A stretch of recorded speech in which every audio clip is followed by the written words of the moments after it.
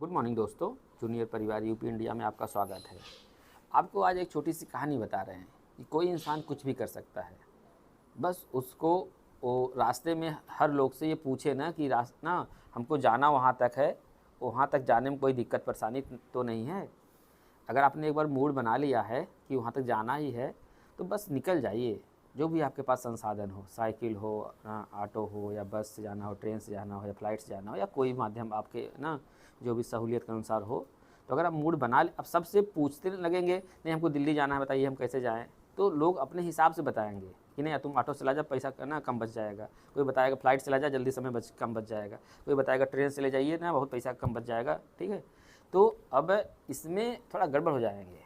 अगर आप मान लिए हैं कि आपको दिल्ली तक जाना है तो अपने सहूलियत के अनुसार जाइए, अपने सुविधा के अनुसार जाइए। लोगों देखिए, जो लोग कहेंगे वो अपने हिसाब से कहेंगे, वो अपने अनुभव की दृष्टि से कहेंगे। और इसी पर हमको एक कहानी याद आती है। एक बार क्या हुआ कि दो छोटे छोटे बच्चे, लगभग एक 5 साल का था, एक 8 साल का बच्चा था, और वो दोनों बगीचे में खेल रहे थे। बगीचे में खेलते खेलते वहीं पर एक बहुत पुराना कुआं था बगीचे के अंदर, बहुत ना। तो वो लोग खेलते खेलते खेलते एक बच्चा उसी में गिर गया। जो छोटा वाला था 5 साल का, उसमें गिर गया। और जो लगभग 3 साल बड़ा 8 साल का बच्चा था, फिर वो चिल्लाने लगा, वो देखा गिर गया और रोने लगा। ये था कि कुआं में बहुत कम पानी था, और मतलब ये था कि बच्चा डूब सकता था। तो अब क्या करे, बच्चा चिल्ला रहा है, कोई मतलब बच्चे जंगल में 2 ही बच्चे थे।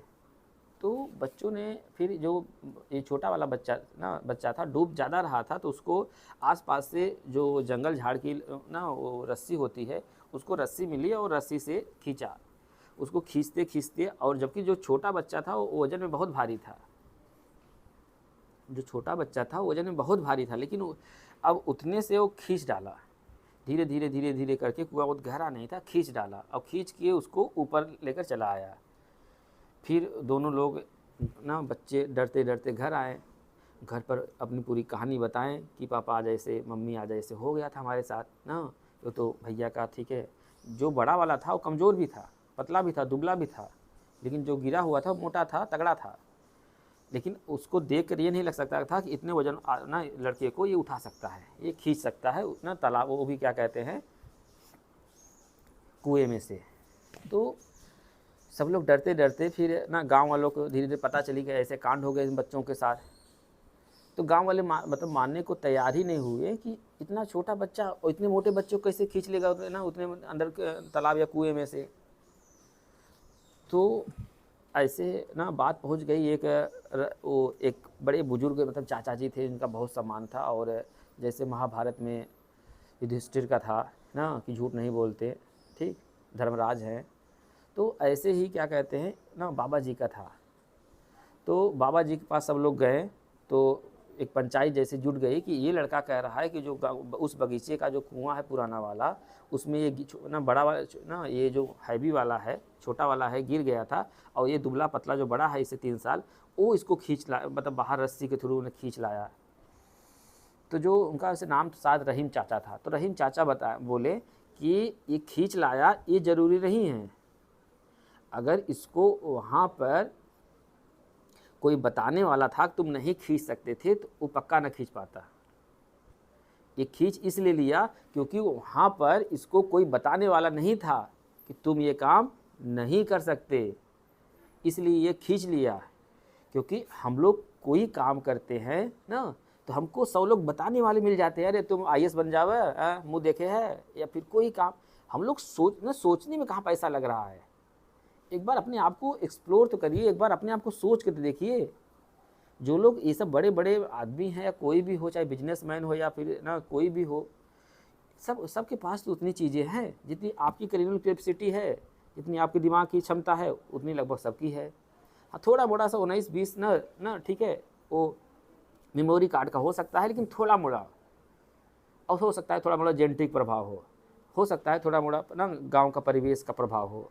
लेकिन अगर आप सोचना स्टार्ट कर देंगे, जितने लोग आज आप शहर में जाकर देखिए, किसी भी शहर में जाकर देखिए, उस शहर वाले वहाँ पर अमीर नहीं हैं।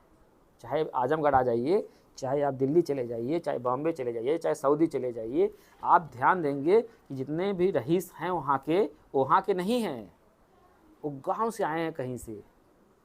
अपने गांव में देख लीजिए, अड़ोस पड़ोस देख लीजिए, आप देखेंगे कि जो शहर के बड़े बड़े रईस हैं वो गांव से आए हैं।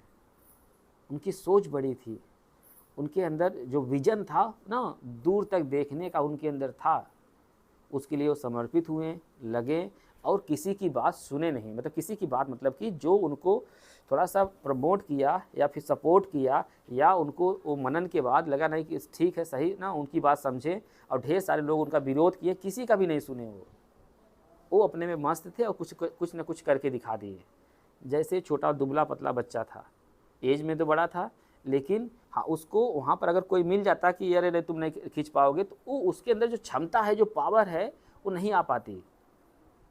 ऐसे भी सभी हमारे मरीजों से कहेंगे या फिर जो भी लोग सुन रहे हों, जैसे एक कहानी है, ये कहानी हम भी कहीं इधर सुने थे, हो सकता है उसका थोड़ा सा रूप, थोड़ा प्रारूप बदल गया हो, लेकिन कहानी का थीम बस यही है कि अगर जो आपने ठान लिया है आप करने के, तो करिए उसको, मन लगा के करिए, दिल लगा के करिए।